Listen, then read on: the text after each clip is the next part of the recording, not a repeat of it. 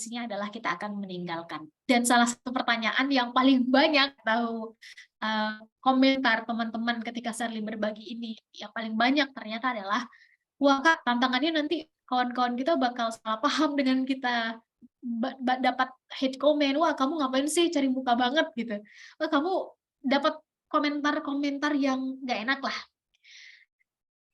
Ini menarik karena tanpa resiko otomatis nggak ada reward yang layak untuk kita dapatkan. Untuk itu anggap saja itu sebagai resiko yang harus kita hadapi. Selama kita melakukan itu dengan standar baik dan benar, harus sampai benar. Karena baik belum tentu benar. Kalau benar ini udah benar, kemungkinan akan baik. Dan standar kebenaran dalam hal ini, kita boleh berdiskusi, tapi pada akhirnya benar itu standarnya udah berubah lagi. Bahkan dari 14 atau 1400 tahun yang lalu, standar kebenaran itu ya Al-Quran dan Al-Hadis. Hanya saja bagaimana kedalaman kita untuk mengkontekstualisasikan, membumikan itu sesuai dengan kondisi dan situasi. Kita butuh guru, kita butuh mentor untuk mendalami itu. Tapi ketika standarnya adalah itu, maka dengan sendirinya hate comment itu justru hanya akan menjadi kerikil-kerikil kecil kan. Kalau lurus-lurus aja gitu di jalan tol kita kan ngantuk ya.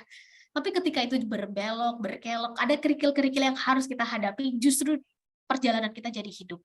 Maka ketika ada istilah hidupi hidupmu sehidup-hidupnya, maka nikmati, mau itu enak, tidak enak, penuh dengan kesadaran, living in the present. Kita menikmati setiap prosesnya, sekalipun itu nggak enak, ataupun sekalipun itu enak. Itu hanya proses yang akan kita lewati. Sekalinya berada di bawah, kita nggak terlalu merasa rendah, dan nggak terlalu merasa terpukul. Ketikanya berada di atas, diakui, diapresiasi, kita juga nggak terlalu merasa besar kepala dan jumawa dengan pujian-pujian itu, karena bukan itu tujuannya. Mungkin itu yang bisa saya sampaikan sebagai pemantik.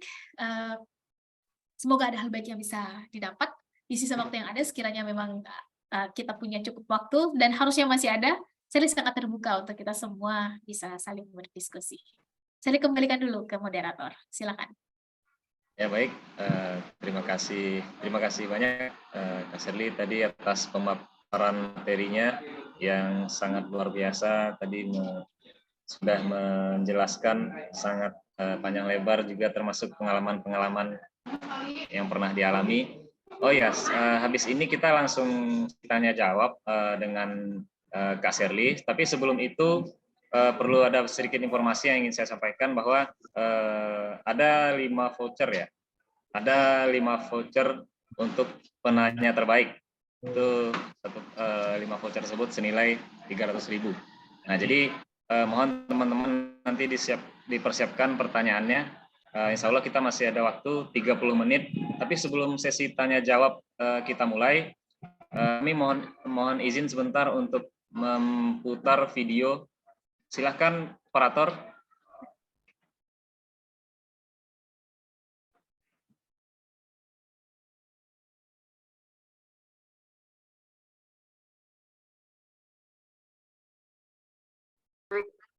Dakwah Islam atau yang biasa disebut dengan PTDI adalah lembaga pendidikan tinggi formal di bawah Perguruan Tinggi Dakwah Islam atau yang biasa disebut dengan PTDI adalah lembaga pendidikan tinggi formal di bawah Badan Hukum Yayasan Pesantren Islam Yafis yang didirikan pada tanggal 15 Januari 1962. Dengan visi misi terwujudnya perguruan tinggi kompetitif dalam pelaksanaan dan pengembangan Tridharma Perguruan Tinggi tingkat Asia 2042. STI PTDI terdapat 3 jurusan pilihan, diantaranya Komunikasi Penyiaran Islam atau disingkat dengan KPI. Jurusan ini diperuntukkan bagi kamu yang memiliki minat maupun bakat pada bidang sosial dan komunikasi. Yang kedua ada program studi pendidikan agama Islam. Prodi ini diperuntukkan bagi kalian yang memiliki minat dan bakat sebagai seorang tenaga pendidik. Dan yang ketiga ada Hukum Ekonomi Syariah atau disingkat dengan HES. Jurusan ini diperuntukkan bagi kamu yang memiliki minat maupun bakat di dunia hukum berbasis syariah. Oh iya, STI PTDI juga akan meluncurkan program pascasarjana loh pada tahun ini. Kami memiliki dosen pengajar yang berkompeten di bidangnya dan lulusan terbaik, baik dari dalam negeri maupun luar negeri. Kampus TAI PTDI juga memiliki fasilitas yang mendukung seperti ruang belajar yang nyaman dan ber-AC, perpustakaan, masjid, serta kantor yang modern. Info pendaftaran bisa diakses di staiptdii.ac.id atau bisa langsung scan barcode di sini.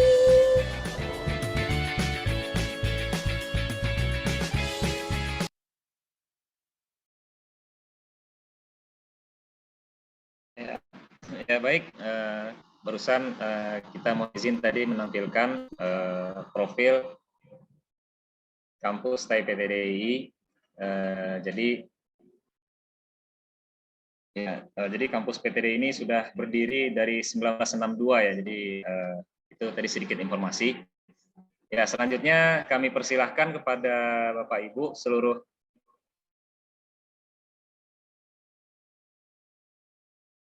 serta sudah ada 2 anggaran ya. Ya, jadi kita buka sementara 3 penanya dulu ya, 3 penanya dulu. Mudah-mudahan masih cukup waktunya. Silahkan kepada Pak Tajudin yang terlebih dahulu, setelah itu Pak Ahmad Kafi. Silahkan menyampaikan pertanyaannya.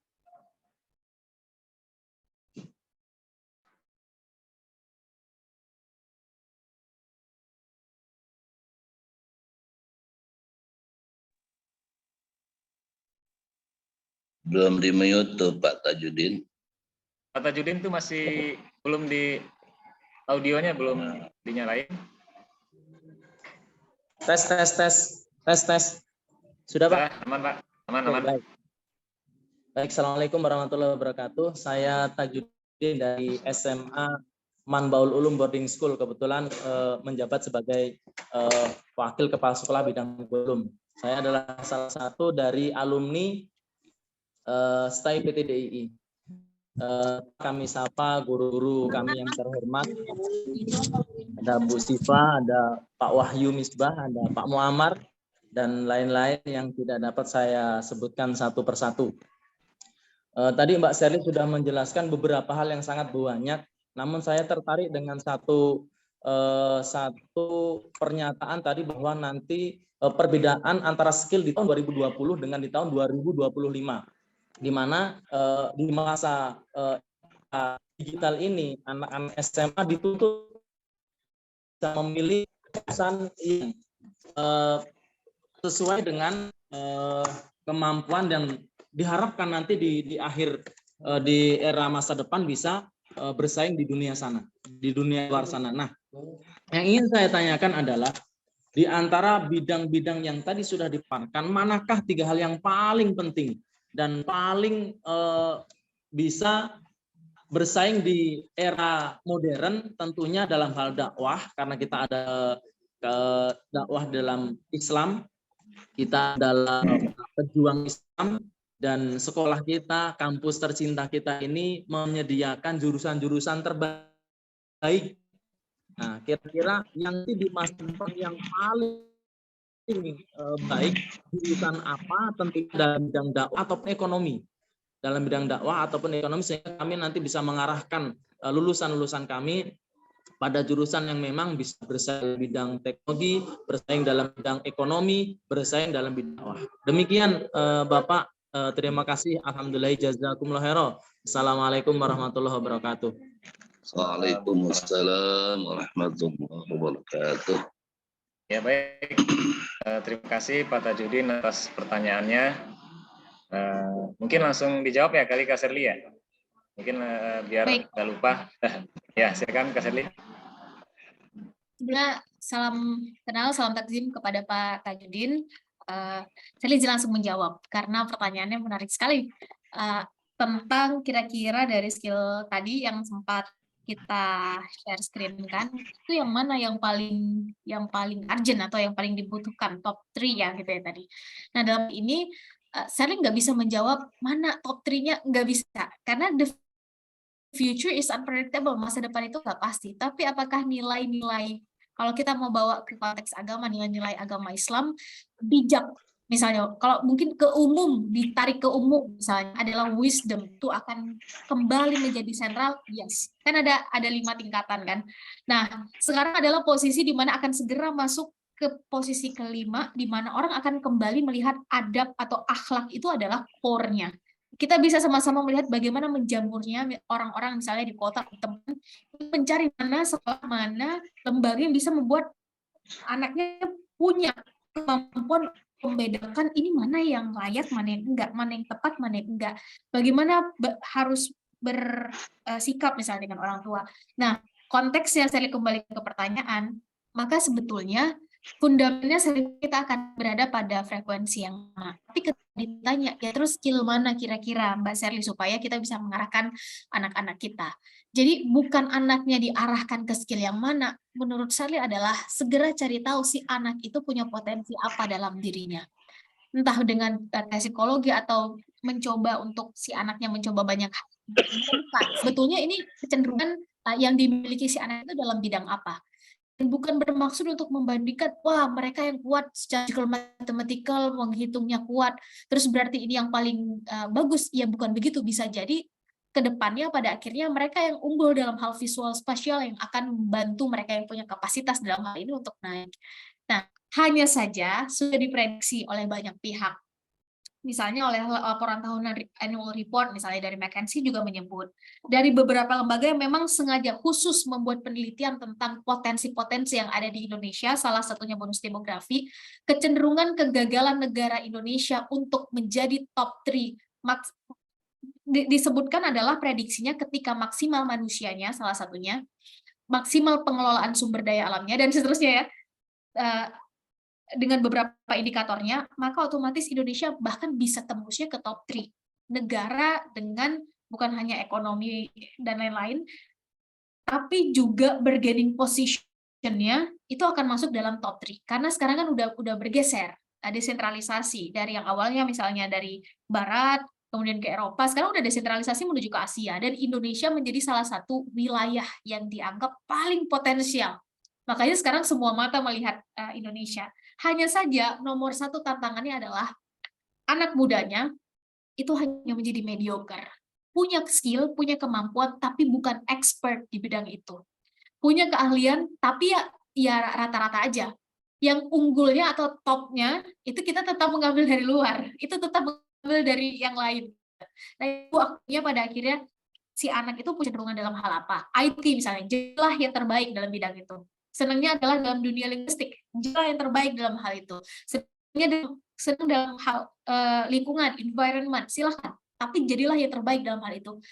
Beberapa waktu yang lalu, Kak Ser, kok ya kita merasa kita punya kemampuan dalam hal kreatif. Sesuatu yang biasa-biasa aja, itu bisa kita buat gimana editannya, dan seterusnya, itu menjadi yang enak gitu dilihat, ditonton, dibaca. Silahkan, tapi jadilah yang terbaik di bidang itu. Dengan value, dengan core value yang tadi sempat kita bahas. Artinya, melihat kecenderungan ke depan, kita sama-sama harus mengakui bahwa kita sudah hidup berdampingan dengan teknologi, dengan digitalisasi. Ini satu hal. Dari 10 skill set tadi, terus yang mana yang harus kita arahkan? Maka semuanya penting, hanya saja ketika kita sudah memilih kecenderungan anak ternyata adalah di visual, di interpersonal. Kok ya ketika dia mampu merekatkan kawan-kawannya. Ketika banyak perbedaan, justru dia bisa ngelit kawan-kawannya misalnya untuk bisa berembuk dan menghasilkan satu kesimpulan. Misalnya begitu satu solusi. Maka arahkan ke sana, karena bisa jadi justru ini yang akan membuat skill teknis itu kan kuncinya satu, practice makes us perfect. Semakin sering kita latihan, semakin jam terbang ditambah, kita akan menjadi ahli di bidangnya.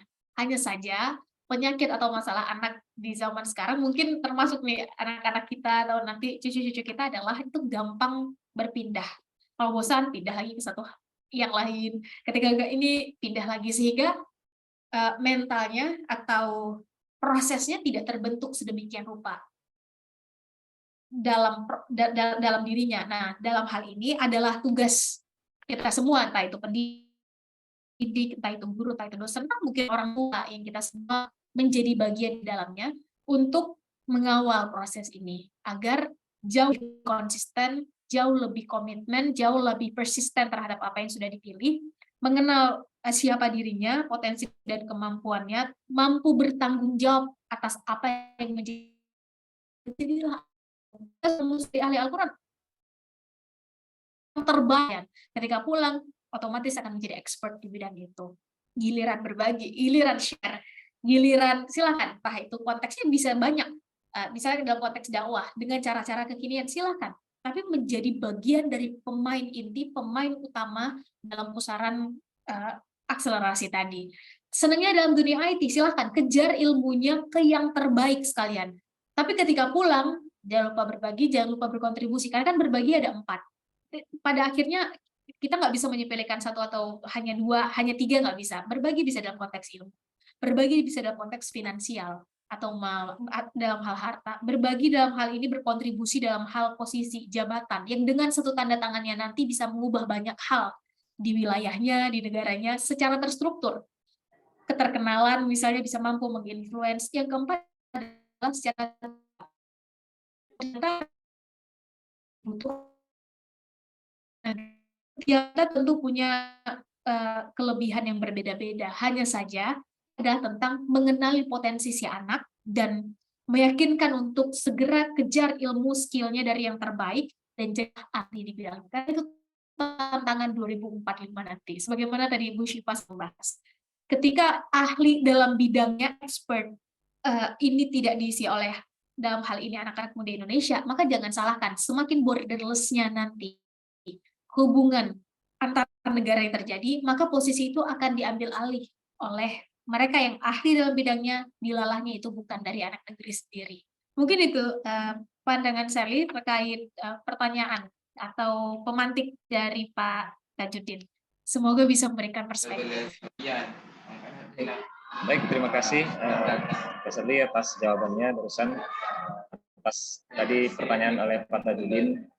Kemudian untuk mempersingkat waktu, langsung saja kami persilahkan 2 penanya lagi. Mungkin nanti Kak Sherly mungkin nanti juga bisa menjawab dengan ringkas saja nanti. Silakan 2 orang penanya.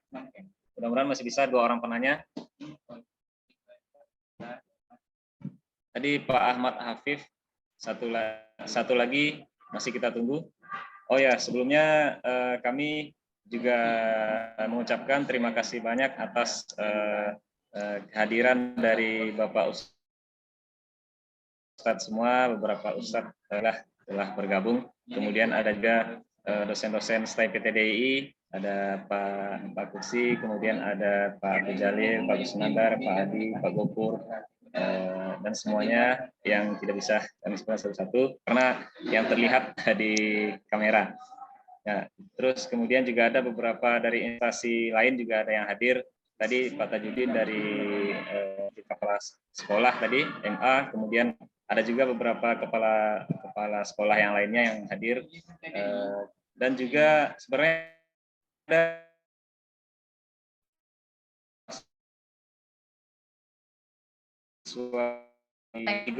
ada mahasiswa UGM, kemudian ada mahasiswa ITB, kemudian ada mahasiswa UI, UNJ, perwakilan yang hadir. Ada satu orang mungkin di sini ada nih, nggak kenal siapa.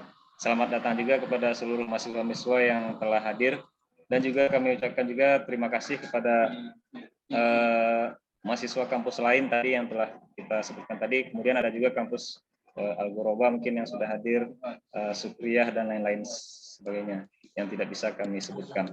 Silahkan 2 orang bertanya lagi. Oh, sudah ada Pak Ahmad Afif, kemudian ada ada 3 ya. Oh, baik, mungkin mudah-mudahan bisa diperingkas mungkin jawabannya nanti oleh Kak Sherly. Silakan langsung Pak Ahmad Afif, setelah itu Bu Anandita, kemudian setelah itu Pak Kutsi. Silakan Pak Ahmad Afif pertanyaannya. Tes, ya masuk ke suaranya.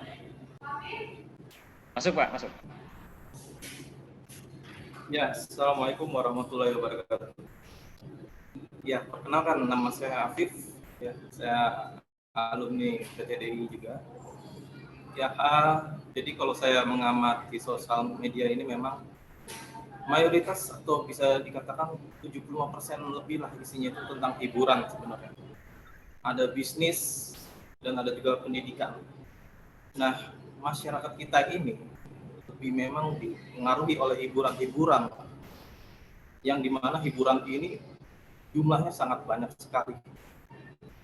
Nah, saya pun juga udah memikirkan itu, podcast itu orang-orang juga sebenarnya bisa mendidik, entah podcastnya di Kobuser atau Denny Sumargo dan lain-lainnya itu. Cuma masalahnya mereka memang mengangkat sesuatu apa yang sedang viral gitu. Misalkan yang lagi viral, misalkan saya sering lihat di sosmed mertua dengan menantu selingkuh dan yang jelek-jelek, yang negatif-negatif nih. Nah, pertanyaannya adalah bagaimana sih menciptakan influencer atau pertanyaan bagaimana agar masyarakat ini mengalihkan kebutuhan sosmednya, konsumsi sosial medianya ini ke arah pendidikan agar mencerdaskan kehidupan bangsa, nggak cuma hiburan. Ya, itu aja pertanyaan. Terima kasih. Baik, terima kasih Pak Ahmad. Kita tampung dulu. Boleh Bu Anandita selanjutnya? Pertanyaannya Bu Anandita, silakan langsung dipercepat aja pertanyaannya, boleh? Jadinya, kalau saya udah kedengeran belum? Sudah. Ya. Terima kasih atas kesempatannya. Saya ingin bertanya, bagaimana mempunyai pemahaman Islam gitu. Jadi kalau misalkan kita melihat atau menilai suatu fakta itu berdasarkan atau berlandaskan Islam. Nah, yang kedua itu bagaimana sih supaya kita tuh mengembangkan potensi yang kita miliki tanpa mempertimbangkan pendapat atau pemikiran orang lain gitu. Oke, itu aja sih. Terima kasih.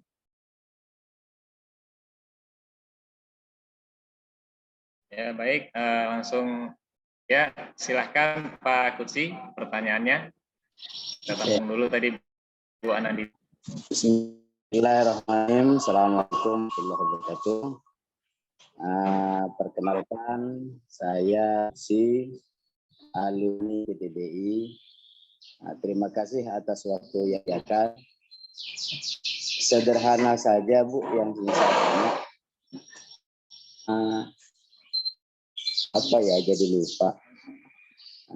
Jadi ini kan tema menarik berkaitan dengan influencer dan lain sebagainya. Yang ingin saya tanya satu hal, ada penyakit bawaan generasi muda kalau dalam hal positif itu takut untuk ngomong di depan. Mau menyampaikan kebenaran itu nggak berani. Mau kritis terhadap segala sesuatu yang berkaitan dengan kemungkaran itu nggak berani. Yang berani kalau mengungkap keburukan orang lain. Salah satu contoh, kalau kita lihat di medsos saja, yang gampang viral itu yang negatif. Yang baik-baik justru lama untuk viralnya. Contoh, ada kemarin Alif cepmik apa tuh? Cepmik. Itu kan omongan kamu nanya.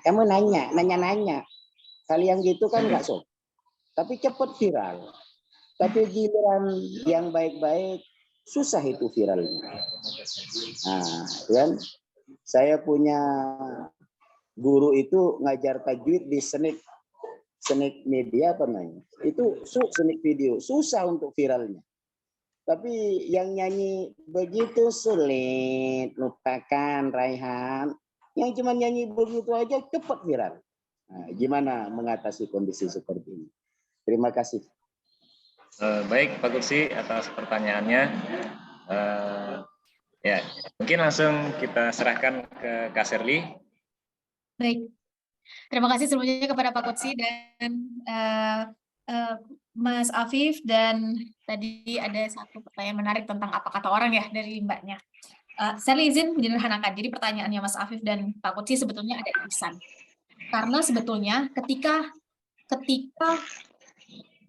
pengen ngelihat gambaran dari satu masyarakat, maka cek sebetulnya pemimpinnya seperti apa, maka itulah sebetulnya gambaran dari masyarakat tersebut. Kita sama-sama mengetahui bahwa hadis menyebutkan itu. Nah, sebetulnya kalau itu mau kita kecilkan skalanya, itu juga terjadi. Pengen ngelihat sebetulnya masyarakat yang ada di online itu seperti apa, yang 8-13 jam waktu anak muda ini habisnya di situ, maka cek influencer yang diikutinya yang gampang viral itu seperti apa, maka itulah sebetulnya gambarannya. Karena ini hanya tentang kita yang menciptakan tren atau kita yang diciptakan tren. Kita yang mewarnai atau kita yang diwarnai, kan itu ya. Nah, untuk itu terkait dengan 75% itu hiburan dan paling banyak diminati, kok ya gampang begitu aja kok ya bisa viral gitu. Itu gambaran demikianlah rendahnya, bukan hanya, saya bukan bermaksud bilang benar salah, tapi itu gambaran bahwa ketika misalnya dilakukan penelitian kan kayak berat banget ya, tapi itulah gambaran menunjukkan bahwa benar adanya critical thinking anak muda di negara kita ternyata masih rendah, kemampuan berpikir membedakan mana sebetulnya yang layak dan tidak layak, mana yang sebetulnya cocok untuk target masa depan dan tidak, itu masih sangat rendah. Ternyata lebih banyak di antara kita, khususnya di negara Indonesia, yang sibuk daripada yang produktif. Karena ada 4 pertanyaan ternyata yang harus dijawab untuk membedakan mana yang sibuk, gimana Kak Ser? 4 pertanyaan. 1. Seorang anak itu mampu menjawab apa goalnya, apa targetnya. 15 tahun ke depan pengen ngelihat diri sendiri sebagai siapa, atau 10 tahun ke depan. Masa depan yang seperti apa yang pengen, cita-citanya apa, sederhananya begitulah. Mampu mempunyai gambaran terhadap dirinya di masa depan. Karena ketika hidupnya, waktu mudanya dihabiskan untuk mengejar target itu, otomatis dengan sendirinya akan membedakan mana bacaan yang menuju ke sana, mana bacaan yang ini akan hanya menghabiskan waktu, mana tontonan yang sesuai dengan targetnya, mana yang enggak. Pertanyaan kedua adalah siapa kita sekarang? Dirinya sekarang adalah siapa?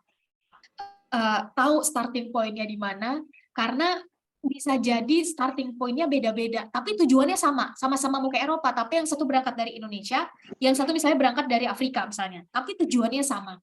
Pada akhirnya kan Tuhan ngasih starting point beda-beda, ada yang di angka 1, di angka 3, ada yang dari lingkungan keluarga sangat mendukung, ada yang tidak. Ini akhirnya fenomena sering membandingkan, overthinking, lihat privilege orang atau kelebihan istimewa yang dimiliki orang, segala masalah kesehatan mental sekarang menjadi begitu booming, karena ternyata pertanyaan kedua ini tidak terjawab dengan baik di usia muda. Yang ketiga adalah how, gimana targetnya misalnya di sini, udah tahu nih sebetulnya mau jadi apa, layaknya tadi Pak Tajudin nanya, tapi starting point-nya ternyata agak jauh. Nah, kemampuan untuk membedah atau mengecilkan, kalau memang targetnya adalah menjadi seorang ahli tafsir, berarti bacaan-bacaannya apa saja, tontonannya seperti apa. Kemampuan ini yang akhirnya tidak mengecilkan, memecah action-nya itu menjadi hal-hal yang kecil. Kita pengen menjadi seorang diplomat, berarti minimal ada 3 yang harus dikuasai. Kita mulai dari bahasa A, dan yang keempat, justru pertanyaan paling penting adalah apa untuk generasi muda kita.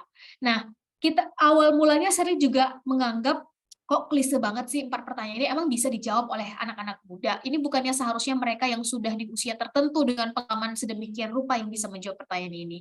Tapi semakin ke sini dengan segala kebodohan Bapak Ibu teman-teman, ternyata 4 pertanyaan inilah yang paling sering ditanyakan sejak 14 abad yang lalu, bahkan di zaman Khulafaur Rasyidin kepada anak muda usia 14 dan 15 tahun. Sehingga wajar ketika usia 17 tahun sudah sangat yakin targetnya adalah menaklukkan Konstantinopel. Usia 21 tahun menyelesaikannya. 5 tahun ternyata targetnya adalah menaklukkan satu pasar. Jadi ketika maya diisi, di feeding, dikasih masukan, dikasih bacaan, tontonan sesuatu yang mempertanyakan 4 hal tadi, maka terbiasa pula pada apa yang diucapkan, apa yang didiskusikan. Tapi gimana kalau 75% masyarakat kita senang dengan hiburan kayak tadi contohnya, misalnya kamu nyanyi, misalnya gitu, atau hal-hal lainnya, maka itulah tantangannya. Apakah yang 25% ini masih bisa mengubah? Maka kita sama-sama tahu bahwa perubahan itu selalu dimulai dari kelompok atau segolongan kecil. Ketika sudah tahu, kita sama-sama sudah tantangannya, kita sudah sama-sama tahu ada problemnya, maka ini waktunya. Apakah secara langsung atau tidak langsung, kita semua yang butuh untuk menjawab dan mengambil bagian. Tapi yang jelas, sebagai akhir, cara paling efektif untuk masuk dalam perbincangan satu generasi adalah menggunakan istilah atau pembahasan atau tema-tema yang itu menarik menurut mereka. apalagi dalam konteks ini, misalnya target pasar itu Sally selalu bagi 4, ada anak-anak, ada usia yang baru bertumbuh begitu. Ini usia SMP SMA, membedakan itu masih masih agak abu-abu begitu. Ada usia dewasa muda, ya anak-anak kuliah yang logikanya mulai terpantik kalau enggak terjadi itu untuk masuk pembicaraan mereka. Dan yang selanjutnya adalah dewasa tua yang sudah bicara tentang hikmah, udah berbicara tentang based on pengalaman dan pemahaman, sehingga yang keluar bijak. Nah, dari sini kita akan tahu sebetulnya pembahasan seperti apa yang paling senang, yang paling digandrungi oleh seusianya. Mengenai nanti akan ada penerimaan dan penolakan adalah hal yang wajar. Toh 75% ini adalah hiburan. Maka gimana caranya? Ada konsep edutainment. Jadi edukasi dipadukan sedikit dengan entertainment. Nah, beda halnya dengan yang sekarang sedang marak terjadi. Entertainment, ya ada edukasinya dikit deh, biar setidaknya ada bobotnya. Sekarang dibalik konsepnya, tujuan adalah edukasi, agar ini bisa tetap diterima dengan konteks zaman, maka masukkan sedikit entertain-nya. Nah, entertain yang seperti apa? Kita yang mengartikan itu sesuai dengan kondisi dan situasi masing-masing, dan sesuai dengan karya kita masing-masing. Itu mungkin untuk tanggapan Sally. Dan terakhir, terkait gimana caranya agar kita lebih mengedepankan logika tadi, dan tidak mendengar apa kata orang. Sally singkat saja, logika itu berbanding terbalik dengan perasaan. Apalagi teruntuk yang perempuan yang memang fitrahnya lebih besar perasaan, maka ketika kita menangkan logika, perasaan kita akan menciut. Ketika kita menangkan perasaan, logika kita akan tumpul. Ini kayak mencampurkan minyak sama air. Caranya gimana? Ya, pada akhirnya ada 12 rumus melatih berpikir, critical thinking salah satunya. Tapi contoh konkretnya begini. Jika 1 tambah 1 adalah 2, kalau jika A maka B, misalnya gitu. Jika A maka B, kalau enggak A enggak mungkin B. Maka sekalipun kita suka dengan angka B, tapi inputnya enggak A, ya berarti ini bukan tentang suka enggak suka. Ini tentang mana yang seharusnya, mana yang tidak seharusnya, mana yang semestinya dan mana yang tidak. Terlepas kita suka apa enggak, nyaman apa enggak nyaman. Nah, dilalahnya perempuan biasanya bermasalah dengan kenyamanan. Dan ya laki-laki pada akhirnya adalah tentang pride, tentang bagian ini. Nah, ketika nyaman ini adalah tentang perasaan, di sini biasanya titik lemahnya perempuan. Bagaimana caranya? Mari sama-sama kita melihat bukan tentang kita suka apa enggak suka, tapi mana yang seharusnya, mana yang semestinya. Semestinya berdasarkan apa? Silakan, boleh berdasarkan data yang memang akurat dan jelas sumbernya, berdasarkan aturan yang sudah baku yang tidak berubah-ubah lagi. Ini saklek ya, karena ketika kita berpegang pada sesuatu yang masih berubah-ubah, ya demikianlah kita akan terus berubah-ubah. Berpegangnya pada tren itu berubah, dan tren itu diciptakan. Maka demikianlah orang yang berpegang pada tren akan terus berubah. Hari ini trending A, ikut. Besok viral B, ikut. Lusa hype-nya C, ikut lagi. Nanti bulan depan FYP-nya D, ikut lagi. Kalau untuk urusan strategi enggak apa-apa, tapi untuk urusan value ini enggak berubah lagi. Nah, ini ada 12, rumusnya saya pikir akan sangat panjang, tapi yang jelas logika itu karena yang tadi bertanya perempuan, itu berbanding terbalik dengan perasaan. Sehingga yang harus kita balance adalah seberapa sering dalam kehidupan sehari-hari kita menggunakan perasaan atau logika dalam menyelesaikan masalah. Ini tentang kita suka nggak ya pakai cara ini, atau kita seharusnya menggunakan cara ini. Kita senang nggak ya memilih jalan ini, atau ini sudah seharusnya memilih jalan ini. Itu salah satu cara paling sederhana. Yang kedua, mendengarkan apa kata orang. Saya ingin sampaikan begini, bahwa apa kata orang itu adalah, kan dalam hidup ini ada yang bisa kita atur, ada yang nggak bisa kita atur. Yang bisa kita atur adalah yang dari apa yang kita ucapkan, apa yang kita pikirkan, apa yang kita lakukan. Semua yang berasal dari internal kontrol. Yang nggak bisa kita atur, orang lain mau ngomong apa, orang lain mau berpikir apa, orang lain mau bertindak apa, itu di luar kemampuan kita untuk mengatur. Yang bisa kita atur respon kita atas perkataan terhadap kita. Jadi alih-alih kita mengatur bagaimana orang akan berkata terhadap kita, lebih efektif kita mengatur, kita mengontrol diri, mengontrol apa yang kita ucapkan, respon yang kita berikan atas ucapan, perkataan, dan perbuatan orang. Dan sebagai yang kita atur bukan arah anginnya. Itu pada akhirnya yang mahal, dan bagaimana konstelasi di alam yang akan membuat arah angin mau datang kemana. Tapi ini mau kita arahkan kemana, layar kita berikan kemana, maka ini jadi tanggung jawab kita. respon itu justru yang menuju siapa kita. Selama aturannya apa ya? Kembali ke yang tadi. Ini yang baik dan benar dalam respon misalnya perkataan orang seperti apa. Fokus kepada apa yang bisa kita kontrol, bukan apa yang tidak bisa kita kontrol, akan jauh lebih membuat kita bisa menyederhanakan sesuatu daripada kita sibuk pada sesuatu yang itu nggak akan ada selesainya. Berusaha untuk membuat semua orang senang kan ada sesuatu yang tidak akan pernah selesai. Dari kita akan berusaha untuk terus memperbaiki diri, mencari validasinya bukan dari nanti apa kata orang, tapi justru mencari validasinya dari sesuatu yang pertama lagi mengejar kualitasnya justru kasih berubah lagi standarnya udah baku. Yang kedua adalah terus mengupgrade diri karena ternyata yang ini masih kurang. Lanjut lagi membagi menjadi 2 bagian, positif dan negatif. Yang positif proses kita bertumbuh, dengarkan, fokus. Sekalipun itu kritik, karena bisa jadi kita punya blind spot yang kita nggak bisa lihat dan itu dikasih tahu, Ser, kamu tuh masih kurang A, B, C, D. Kamu tuh masih minim terkait A, B, C, D. Ketika itu relevan dan masuk akal, ambil. Karena bisa jadi itu cara kita untuk memperbaiki diri. Tapi kalau yang dikasih tahu misalnya apa kata orangnya nggak sesuai dengan konteks, setelah kita coba lihat ternyata esensinya juga kurang nyambung misalnya gitu. Ya udah masukin ke sebelah kiri, tutup, udah nggak usah fokus. Fokus kita adalah pada hal-hal yang positif tadi. Itu 3 tips dari saya, semoga bisa sedikit memberikan perspektif. Kalau cocok dipakai, kalau belum cocok jangan menyerah karena setiap kita unik dengan cara kita masing-masing. Terima kasih sekali lagi. Sebelum saya tutup, saya serahkan dulu kembali ke moderator. Silakan. Ya, baik.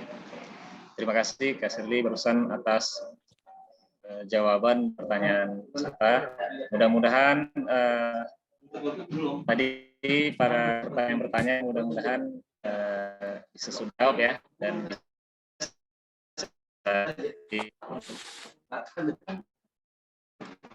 ya,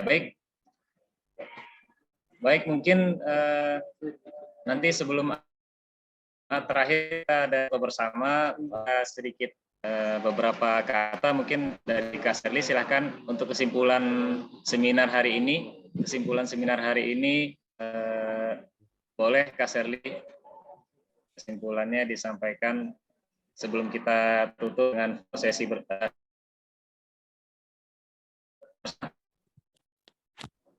Ya, singkat saja bahwa masa depan pasti, teman dan Bapak Ibu.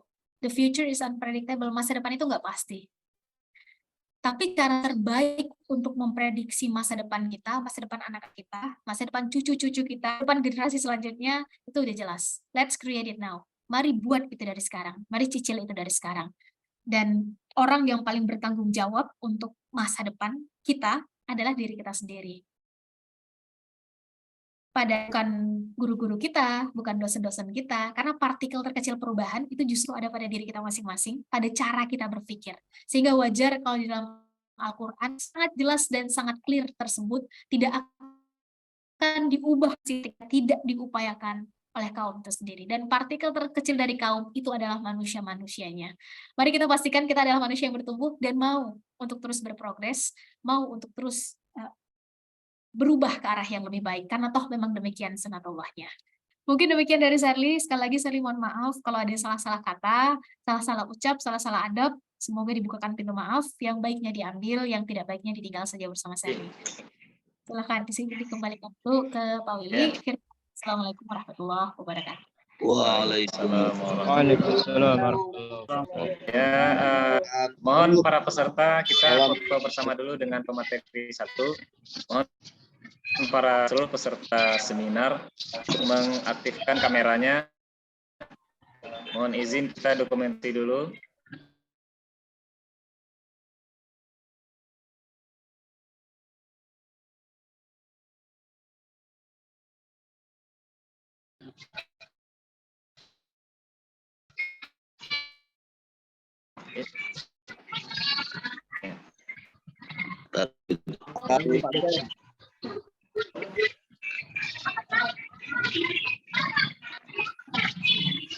Ya, baik. Baik, terima kasih banyak kepada seluruh peserta seminar. tapi jangan kemana dulu, karena insya Allah kita masih ada pemateri kedua dari Pak Wahyu Misbah MA. Ya, sebelumnya sekali lagi kami ucapkan terima kasih banyak kepada Kak Sherly, anak kita Rahmi yang telah menyampaikan materinya tadi mengenai menjadi milenial influencer di era digital, dan tadi sangat luar biasa sekali materi yang disampaikan, juga pengalaman-pengalaman yang pernah dialami.